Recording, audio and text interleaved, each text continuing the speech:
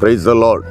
கர்த்தருடைய நாம் இந்த காலவெளியில் மகிமைப்படுவதாக நாம் இணைந்து ஆண்டவரை மகிமைப்படுத்த இந்த நாளை கர்த்தர் நமக்கு தானமாய் தந்த தேவனுக்கு நன்றி செலுத்துகிறேன். இந்த நாளிலும் 115ஆம் சங்கீதத்தின் 13வது வார்த்தையை வாசிக்கிறேன்.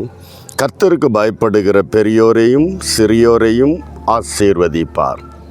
கர்த்தருக்கு பயப்படுகிற சிறியோரையும் பெரியோரையும் ஆசீர்வதி. இந்த கால வேளையில் தேவன் ஆசீர்வதிக்கிற ஒரு தேவன் யாரை ஆசீர்வதிப்பார், யாரை எல்லாம் ஆசீர்வதிப்பார் என்றால், ஒன்று கர்த்தருக்கு பயப்படுகிற ஒரு தெய்வ பிள்ளையை, அது பெரியவர்களாக இருந்தாலும் சிறியவர்களாக இருந்தாலும், அது எந்த இனமாக இருந்தாலும் எந்த ஜனமாக இருந்தாலும், தேவனுக்கு பயப்படுகிற ஒரு தெய்வ பிள்ளையை அவர் ஆசீர்வதிக்கிறார். இந்த காலையில் தெய்வ பயம் என்றால் என்ன?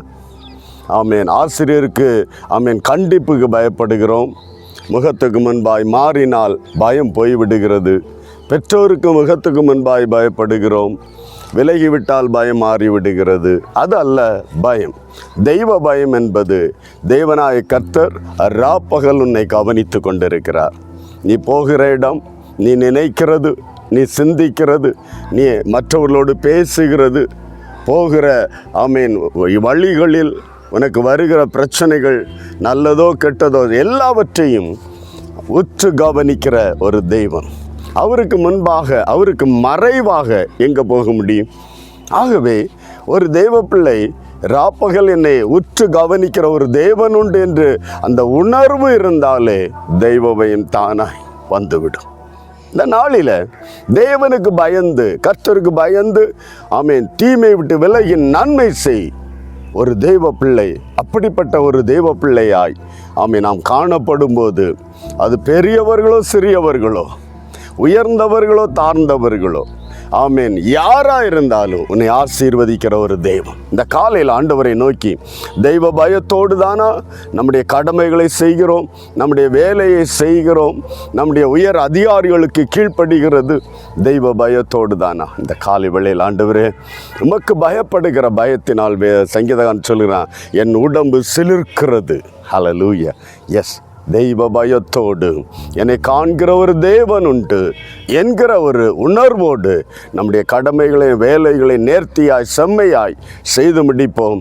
தேவ ஆசீர்வாதம் நாம் செய்கிற ஒவ்வொரு காரியத்தின் மேலும் உண்டாயிருக்கும். இந்த காலை வேளை ஆண்டவருடைய கரங்களில் தெய்வ பயம் உள்ளவர்களாய் வாழுவோம்.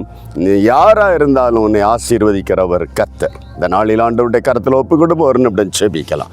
நல்ல தகப்பனே, இந்த கால வேளையில் உடைய கரத்தில் ஒப்பு கொடுத்து செபிக்கிற விசேஷமாய் அன்பு தகப்பனே, ஆசீர்வதிக்கப்பட வேண்டும் என்று விரும்பி ஆண்டவரே பிரயாசப்படுகிற தெய்வ பிள்ளைகளோடு இந்த கால வேளையில் நீ யாராக இருந்தாலும் தேவனுக்கு பயப்படுகிற அந்த பயத்தோடு உன் வாழ்வு, உன் நடத்தை, உன் பேச்சு, உன் சிந்தைகள் மாறும்போது அவர் உன்னை ஆசீர்வதிக்கிறார் என்கிற அந்த சப்தத்தை இந்த காலை வேளையில் கேட்ட எல்லா தேவ பிள்ளைகளும் உமக்கு பயப்படுகிற பயத்தோடு தன் ஓட்டத்தை ஓட உதவி செய்யும்.